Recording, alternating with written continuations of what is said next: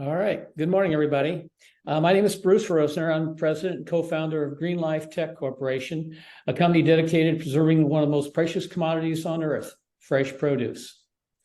You are probably like me. You know you waste food every day, but you probably aren't aware of the extent of the food you waste. In the U.S., we waste over $240 billion a year. Over 1/3 of all the produce grown is never consumed. It's wasted. And over half of this is in the household and represents about $145 billion a year, where the average household, a family of 4 people, 2 children, so on, the average is almost $2,000 a year in waste. And it's not only a financial burden, obviously, but it's also a health issue and an environmental problem. In terms of health, it's estimated that over $50 billion a year is lost due to people not having access to healthy, fresh produce. And 1 in 6 people suffer from foodborne illnesses. And I'll talk a little more about that, the bacteria growth and so on, and our technology. Also, the environmental burden. Most people, when I show them this, say 300 million pounds of produce is spoiled produce is disposed daily. They think, well, no, that's weekly or monthly or yearly. No, that's 300 million pounds every day. So what's the solution to all this? Well, what causes food to waste, to spoil? It's the ethylene reacting with the oxygen, ethylene from the vegetable and oxygen in the air. And this is what causes our ripening and over-ripening. So if you remove the oxygen, you can extend the shelf life up to about 5x. And this is well documented by USDA and many, many other documents and so on. So if we remove the oxygen, we extend that shelf life out. What we've done is not develop the concept of the oxygen removal, but a means of removing the oxygen. So we've done it with a very, what I call, low cost but high efficiency means of doing this in the household and throughout the entire food chain. Also, we have the ability to add ozone in, and most of you probably think of ozone, you have negative connotation associated with it, but actually ozone is very beneficial in that it's very deadly to bacteria. And so we, as part of our process, we introduce the ozone. It's an option on the dependent upon the user to put the ozone in there and kill off bacteria. It's completely environmentally safe. The oxygen removed is mechanically removed and dispersed back into the air, and the ozone deteriorates or decays back into breathable oxygen.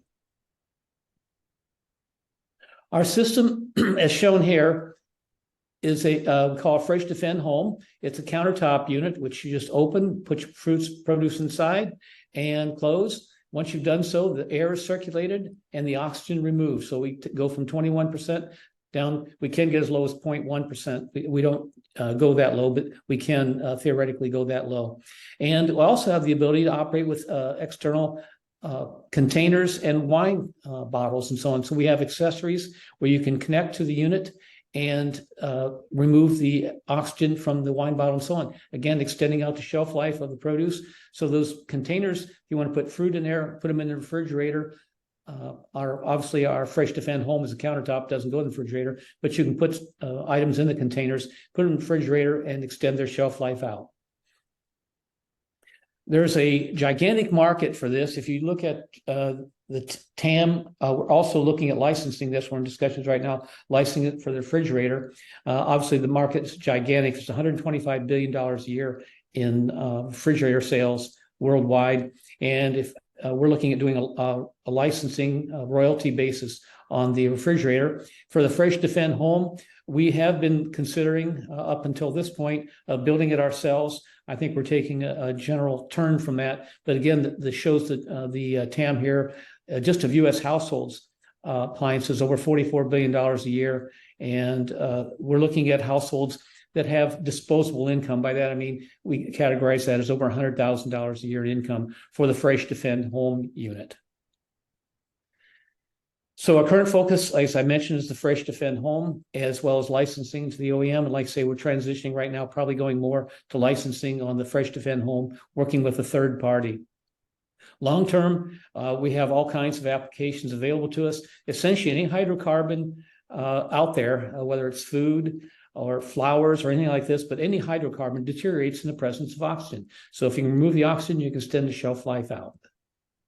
This shows a quick chart in terms of how we compare to other systems and so on. There's a chemical coating company out there, a couple of them, that actually put chemical coatings on items, fruits and produce, but it's very limited in its ability. Also, it's a chemical. And also, I tell people right up front, we're not a refrigerator. We don't compete with refrigeration. We work in conjunction with them. So those items that you want to put in the refrigerator, we put in our separate containers. Or as I said, we're licensing right now in discussions, license our technology into the refrigerators.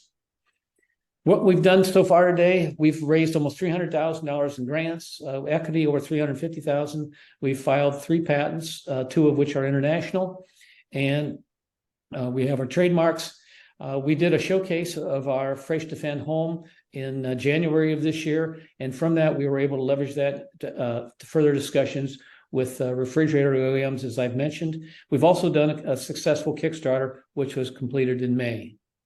We have a very experienced team, as shown here. This isn't all of them, but the primary team and so on. And we cut across all boundaries from R&D through engineering development, manufacturing, sales and marketing worldwide, product and so on.